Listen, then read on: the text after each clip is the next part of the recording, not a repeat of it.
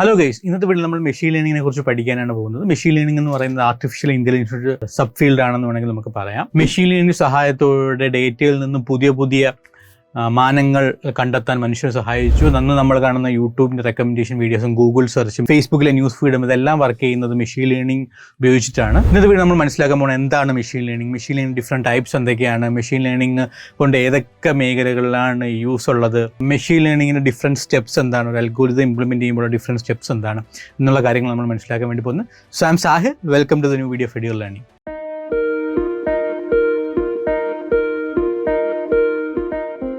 എന്താണ് machine learning? Machine എന്നതും learning എന്ന് പറയുന്ന രണ്ട് വാക്കുകളിൽ നിന്ന് ഡിറൈവ് ചെയ്തൊരു ടേമാണ് മെഷീൻ ലേണിംഗ് എന്ന് പറഞ്ഞാൽ. പേരുത്തിന് മെഷീനെ പഠിപ്പിക്കുക അല്ലെങ്കിൽ മെഷീനെ ഡേറ്റയുടെ സഹായത്തോടെ പഠിപ്പിച്ച് സ്വന്തമായിട്ട് ഡിസിഷൻ എടുക്കാനുള്ള കാപ്പബിലിറ്റി മെഷീന് കൊണ്ടുവരിക എന്നുള്ളതാണ് മെഷീൻ ലേണിംഗ് കൊണ്ട് മീൻ ചെയ്യുന്നത്. മെഷീൻ ലേണിംഗ് ഉപയോഗിച്ച് ഒരു പർട്ടിക്കുലർ ടാസ്ക് ചെയ്യുന്നതിന് ഒരു പ്രോഗ്രാം ഡെവലപ്പ് ചെയ്യുന്നതിന് പകരം നമുക്ക് ഡേറ്റയുടെ സഹായത്തോടുകൂടി അതിൽ നിന്ന് പാറ്റേൺസ് ഇൻസൈറ്റ്സും ഐഡൻറ്റിഫൈ ചെയ്തിട്ട് മെഷീനെ കൊണ്ട് തന്നെ ഓട്ടോമാറ്റിക്കായിട്ടൊരു ടാസ്ക് ചെയ്യിപ്പിക്കാനായിട്ടുള്ള സഹായിക്കും. ഡേറ്റ എത്രത്തോളം കൂടുന്നു അത്രത്തോളം മെഷീൻ്റെ കാപ്പബിലിറ്റിയും കൂടും, പഠിച്ചെടുക്കാനുള്ള അതിൽ നിന്ന് ഇൻസൈറ്റ്സ് ക്രിയേറ്റ് ചെയ്യാനും ആക്ഷൻസ് ഡിറൈവ് ചെയ്യാനുള്ള കാപ്പബിലിറ്റിയും കൂടും.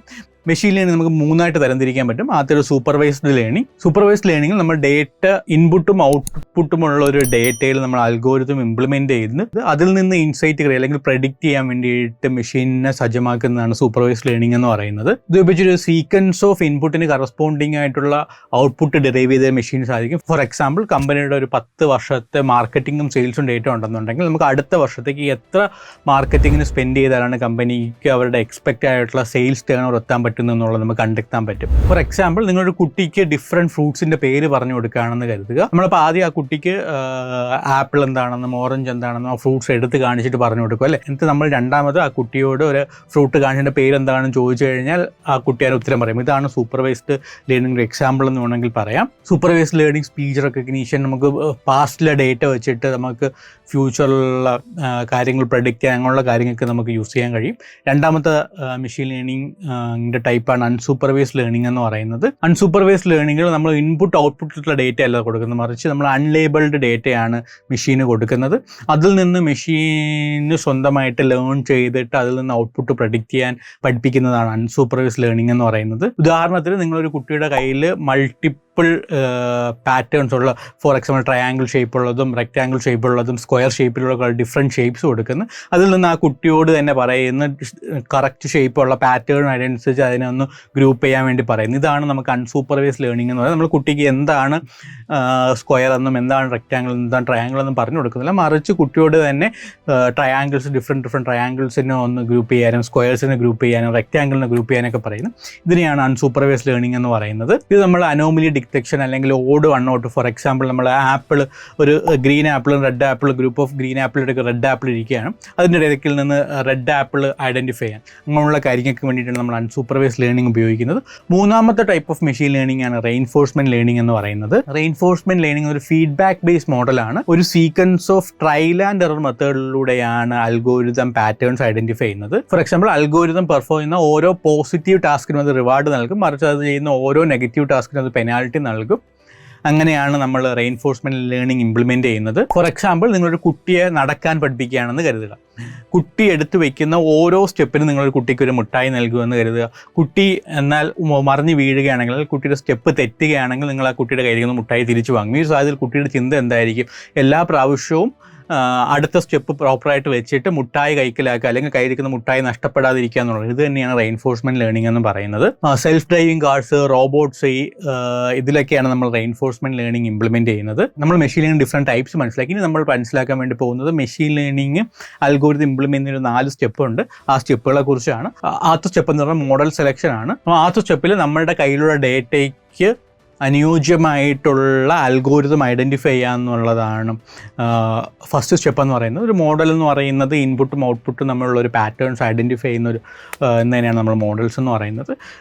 മോഡൽ സെലക്ഷൻ നമുക്ക് എക്സാമ്പിളായിട്ടുള്ള അൽഗോരിതംസ് നമുക്ക് സപ്പോർട്ട് വെക്റ്റർ മെഷീൻ പറയാം, ലീനിയർ റിഗ്രഷൻ പറയാം. ഇതൊക്കെ അൽഗോരിതത്തിന് എക്സാമ്പിളാണ്.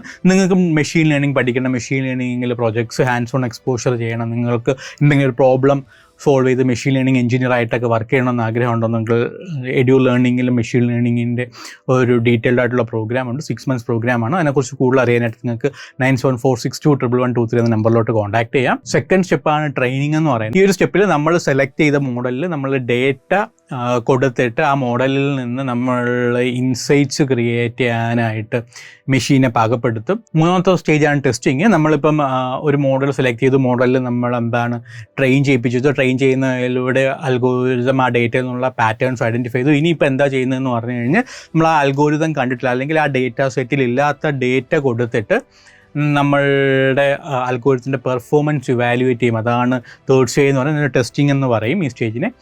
ഫോർത്ത് സ്റ്റേജാണ് ഒപ്റ്റിമൈസേഷൻ. ഈ ഒരു സ്റ്റേജിൽ നമ്മൾ ഇംപ്ലിമെൻ്റ് ചെയ്ത അൽഗോരിതത്തിൻ്റെ ഹൈപ്പർ അല്ലെങ്കിൽ ഒരു അൽഗോരിതത്തിന് ഒരുപാട് പാരാമീറ്റേഴ്സ് ഉണ്ട്. ആ പാരാമീറ്റേഴ്സിനെ ഫൈൻ ട്യൂൺ ചെയ്തിട്ട് ആ ഒരു അൽഗോരിതത്തിൻ്റെ ആ ഒരു പർട്ടിക്കുലർ പ്രോബ്ലത്തിന് ബെസ്റ്റായിട്ടുള്ള അൽഗോരിതത്തിൻ്റെ ബെസ്റ്റ് വെർഷൻ ഐഡൻറ്റിഫൈ ചെയ്യും. ഇതാണ് ഒപ്റ്റിമൈസേഷൻ എന്ന് പറയുന്നത്. ഇനി നമ്മൾ നോക്കാൻ വേണ്ട മെഷീൻ ലേണിങ്ങിൻ്റെ സ്കോപ്പിനെ കുറിച്ചാണ്.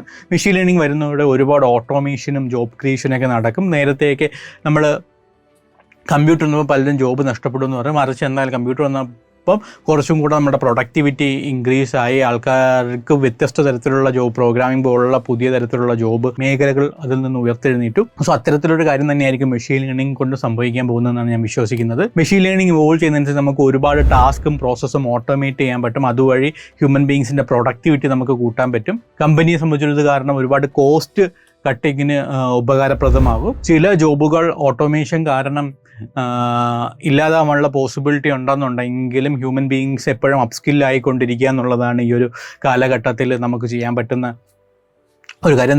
നിങ്ങളുടെ ജോബിൽ ഓട്ടോമേഷൻ കാരണം നിങ്ങൾക്ക് ജോബ് നഷ്ടപ്പെടാൻ ചാൻസ് ഉണ്ടെങ്കിൽ നിങ്ങൾക്ക് ഡേറ്റാ സയൻസോ ആർട്ടിഫിഷ്യൽ ഇൻ്റലിജൻസ് പോലുള്ള കരിയർ തിരഞ്ഞെടുക്കാം. അതിനുള്ള സപ്പോർട്ട് നൽകാനായിട്ട് എഡ്യൂർ ലേണിംഗ് ഉണ്ട്. നിങ്ങൾക്ക് 9746211123 എന്ന നമ്പറിലോട്ട് നമുക്ക് അതിനായിട്ട് കോൺടാക്ട് ചെയ്യാം. രണ്ടാമത് മെഷീൻ ലേണിംഗ് കൊണ്ട് നമ്മുടെ ഹെൽത്ത് കെയർ സെഗ്മെൻറ്റ് ഒരുപാട് ഇമ്പ്രൂവ് ചെയ്യാനുള്ള ചാൻസസ് ഉണ്ട്. ഫോർ എക്സാമ്പിൾ ഓരോരുത്തർക്ക് പേഴ്സണലൈസ്ഡ് ട്രീറ്റ്മെൻറ്റ് നൽകാനും നമുക്ക് പേഴ്സണൽ ഡയഗ്നോസിഷൻ നൽകാനും ഹെൽത്ത് കെയർ ഒരുപാട് ചീപ്പാവാനുള്ള പോസിബിലിറ്റി. കാരണം മെഷീനറി കൂടുതൽ ഉപയോഗിക്കുന്നവരുടെ ഹ്യൂമൻ്റെ ഇൻട്രാക്ഷൻ കുറയും. അതുവഴി ഹെൽത്ത് കെയർ ഒരുപാട് ചീപ്പാവാനുള്ള പോസിബിലിറ്റി ഉണ്ട്. മൂന്നാമതായിട്ട് ഭൂമി അഭിമുഖീകരിച്ചുകൊണ്ടിരിക്കുന്ന ഏറ്റവും വലിയ പ്രശ്നമാണ് ക്ലൈമറ്റ് ചേഞ്ചും എൻവയോൺമെൻറ്റൽ പ്രോബ്ലംസ് എന്ന് പറയുന്നത്. മെഷീൻ ലേണിംഗ് കാരണം നമുക്ക് റിന്യൂവബിൾ സോഴ്സസിന് കുറച്ചുകൂടി ഒപ്റ്റിമൈസ് ചെയ്തുകൊണ്ട് നമുക്ക് റിന്യൂവബിൾ സോഴ്സിനെ ബെറ്ററായിട്ട് നമുക്ക് ഉപയോഗിക്കാൻ പറ്റുന്ന കണ്ടെത്തലുകൾ നമുക്ക് നടത്താൻ പറ്റും. അതുവഴി നാച്ചുറൽ ഡിസാസ്റ്റർ പ്രെഡിക്റ്റ് ചെയ്യാനും ഫാമേഴ്സിന് കുറച്ചും കൂടെ ഫാമിങ്ങിന് നഷ്ടമുണ്ടാകാത്ത രീതിയിലുള്ള ഫാം നൽകാനും അവർക്ക് കുറച്ച് ലാൻഡിൽ തന്നെ മാക്സിമം പ്രൊഡക്റ്റ് കിട്ടുന്ന രീതിയിലൊക്കെ നമുക്ക് എന്താണ് ക്ലൈമറ്റിനെ ഐഡൻറ്റിഫൈ ചെയ്തുകൊണ്ട് ചെയ്യാൻ പറ്റും. ഇതൊക്കെ മെഷീൻ ലേണിങ്ങിൻ്റെ വളരെ